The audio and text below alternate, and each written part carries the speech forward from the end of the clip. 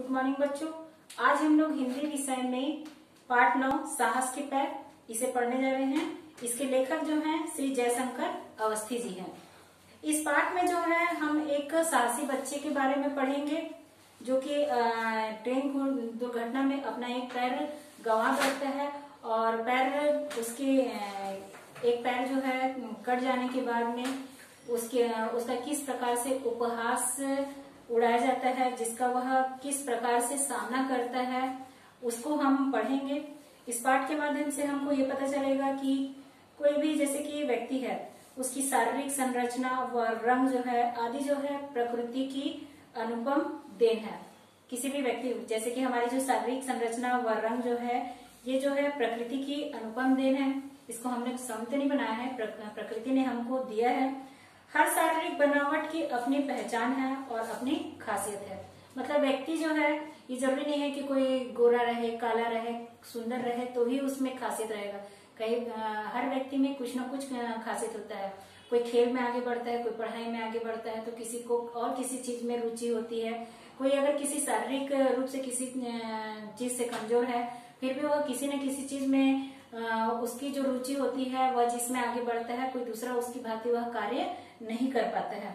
तो हमारी शारीरिक जो बनावट होती है हमारे भावों की अभिव्यक्ति और सृजनात्मक क्षमता में आड़े नहीं आती। मतलब कि क्या बताया जा रहा है कि हमारी जो शारीरिक बनावट है, अगर हम किसी भी प्रकार से किसी भी शरीर की किसी भी अंग से अगर मान लो कमजोर है, तो वो जो है हमारे भावों की अभिव्यक्ति, हमारे जो भाव है उसकी अभिव्यक्ति और सृजनात्मक क्षमता के आड़े नहीं आती, बल्कि हमें अपने कार्यों के प्रति और अधिक उत्साही बनाती है। हम जो भी कार्य करते हैं उसके लिए वह और अधिक जो है हमें उत्साह प्रदान करती है। इस पाठ का प्रतिनिधि चरित्र अचल असावधानी के चलते रेल दुर्घटना का शिकार हो जाता है। अचल जो है असावधानी के चलते रेल दुर्घटना का शिकार हो जाता है।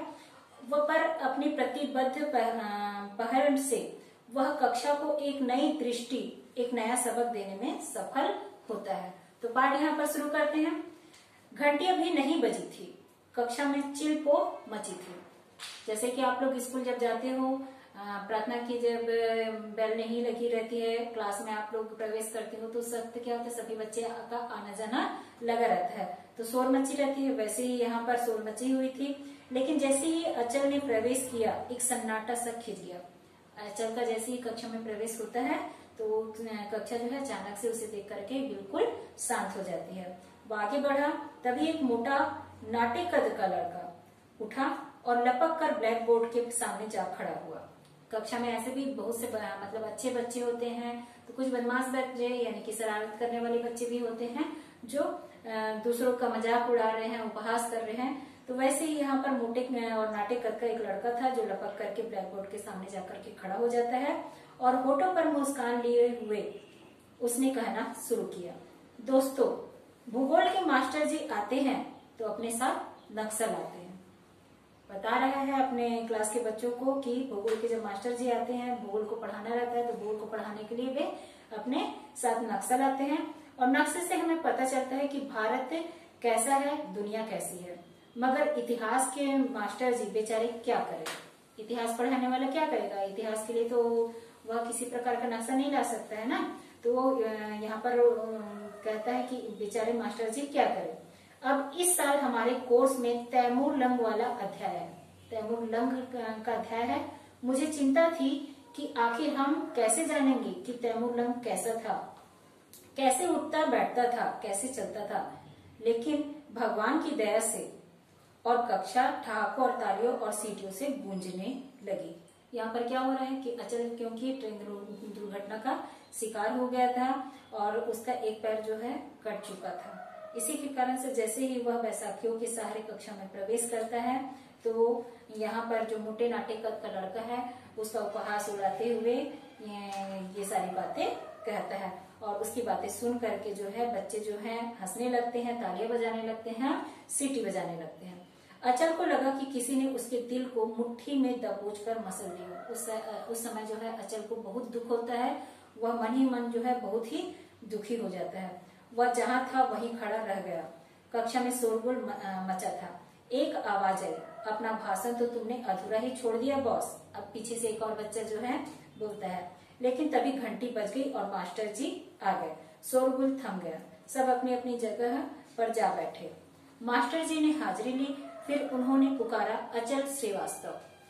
अचल चौंका। उसने खड़े होने के लिए बैसाखियां संभाली। मास्टर जी कुर्सी से उठते हुए बोले, बैठो बेटे, बैठे रहो। यह सब कैसे होगा? तुम्हारा पैर? पास आकर उन्होंने पूछा। अब अचल जो है नया बच्चा था कक्षा में, और उसको खड़े होने में जब मास्टर जी द्वारा जो है हाजिरी ली जा रही थी और अचल का नाम पुकारा जाता है, तो उसको खड़े होने में असावधानी होती है। बैसाखियों के सहारे उसे खड़ा होना पड़ता है। तो मास्टर जी उसे बैठाते हुए उसके पास आकर के उसका हालचाल पूछने लगते हैं। अचल बैसाखियों के सहारे खड़ा हो गया था।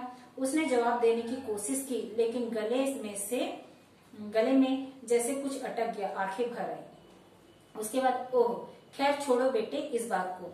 उसके बाद मास्टर जी जो है उसके दुख को समझते हैं और उनको सांत्वना देते हुए कहते हैं कि अब उस बात को रहने दो।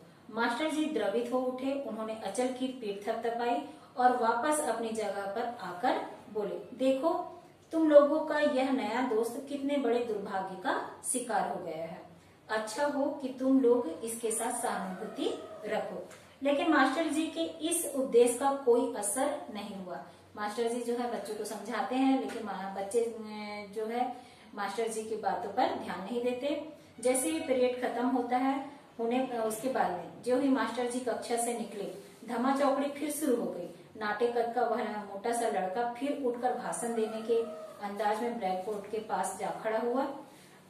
घंटा घर की 12 बज गए। पिताजी के खर्राटे गूंज रहे थे। माँ भी सो चुकी थी, लेकिन अचल को आंखों में नींद नहीं थी। यहाँ पर अब जो भी उसकी कक्षा में उसके साथ हुआ था, उसके घड़ी में जो 12 बज गए थे और 12 बजने की जो घंटी बज रही थी, उसके बाद में भी उसको नींद नहीं आ रही थी। उसके पिताजी सो चुके थे, खर्राटे की आवाज आ रही थी, माँ भी सो चुकी थी, लेकिन अचल जो है उसको नींद नहीं आ रही थी। उसको बार बार जो स्कूल में जो बातें हुई थी वो याद आ रही थी। तभी उसका मन साल भर पहले की एक घटना में उलझ गया। साल भर पहले जो उसके साथ जो घटना घटी थी वो फिर से उसको याद आ जाती है, और तभी पिताजी का तबादला हो गया था। वो याद करते रहता है कि पिताजी का तबादला हो गया था। कितना खुश था अचल उस दिन।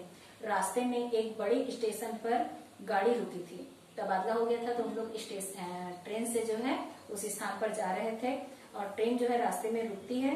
तब अचल जो है पानी लेने के लिए उतरता है। नल पर काफी भीड़ थी। जब अचल का नंबर आया तो गाड़ी ने सीटी दे दी। पिताजी घबराकर चिल्लाए, रहने दो अचल, अगले स्टेशन पर ले लेंगे।